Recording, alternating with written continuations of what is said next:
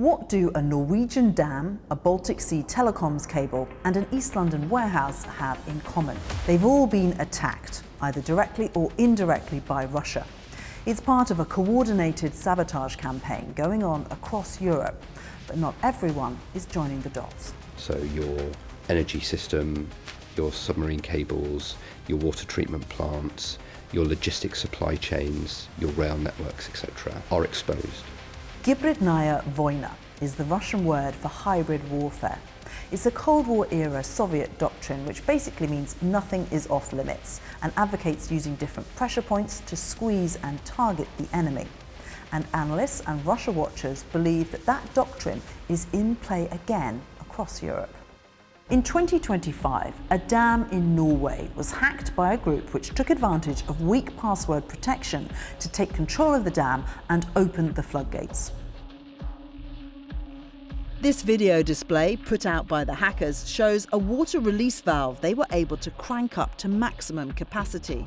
This dam would have been located differently, or perhaps if someone wouldn't have noticed that this was going on a couple of hours into the attack, then there could have been, flooding of significant civilian areas. It's thought the group were able to breach the system because the infrastructure was old and the technology relatively unsophisticated. And that's a worrying pattern across European critical infrastructure. Large parts of European critical infrastructure are either owned, managed or maintained by private companies. If you are not making the necessary upgrades, for example, to your IT system or your operational technology, you are creating vulnerabilities the Kremlin are aware of and may use against you. Attacks like this represent an alarming change of attitude in Moscow. I can zoom in on. Can you get the numbers?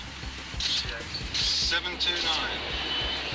Back in the 1980s, Dave Butler was part of a secretive British military unit responsible for collecting intelligence on Soviet troops stationed in East Germany. He's noticed a definite spike in Russian aggression. They know how far they can go, they know exactly what they can do and get away with. And I think back then in the Cold War, they weren't as confident that they could get away with as much as they certainly can now.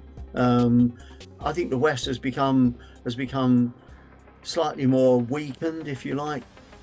Stand on the floor! Stay still! Stay still! I got ankles here. Another change to Russian tactics is the use of local proxy agents, like Dylan Earle and his network, who were arrested and jailed for burning down a Ukrainian-owned warehouse in East London.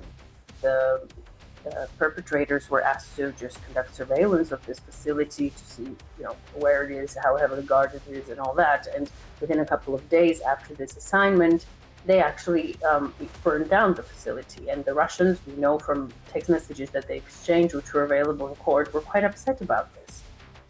But Russia is not just interested in sabotage on land. Baltic Sentry is the NATO mission set up in response to persistent attempts to damage and disrupt undersea cables carrying vital data and telecoms information.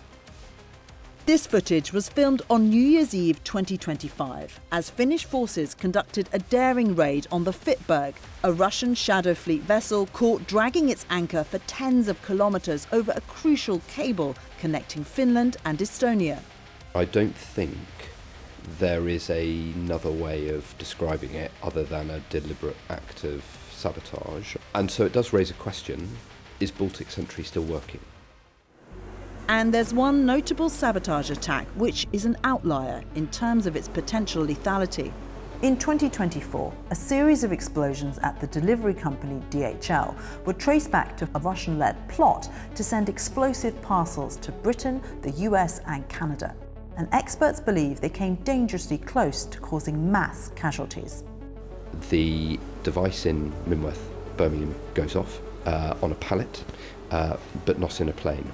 Was this because the GRU, so Russian military intelligence, genuinely wanted to see aeroplanes sabotaged and blown up over the skies of Europe or the North Atlantic? And the Americans were so concerned by this apparent escalation that President Biden is said to have contacted the Kremlin to let them know they'd crossed a red line. And it's notable that nothing similar appears to have been attempted since. But there's another scenario that terrifies politicians and military strategists. What if Russia was to try to hit multiple targets at once, and the West had to respond to what's being called a polycrisis? If you were doing it with hostile intent, of course you do things simultaneously. So you disrupt the internet at the same time as you disrupt power supplies. I think polycrisis is almost inevitable. Russia is getting bolder, but so far it seems there's still a red line. I think that the objective is not to kill people at this point. I think that they know that casualties can lead the West or NATO member states to trigger Article 5. And so doing this sub-threshold within the so-called gray zone basically allows them to achieve the objectives that sabotage is meant to achieve. Sabotage is meant to undermine, it's meant to weaken, it's meant to sow conflict. So from hacking dams in Norway to breaking telecoms cables in the Baltic, the Kremlin is road testing the same playbook it's using in Ukraine. The difference is, in Ukraine, Russian missiles hit power stations in plain sight, whereas in Europe, that sabotage is carried out in the shadows, using proxies, hackers, shadow fleet vessels, but the aim is the same: to undermine and to weaken, and to demonstrate that nowhere is beyond Moscow's reach. The question for NATO and European governments is whether they can protect that national infrastructure before Russia lands a more deadly blow. Thanks for watching. For more from BFBS Forces News, like and subscribe to our channel.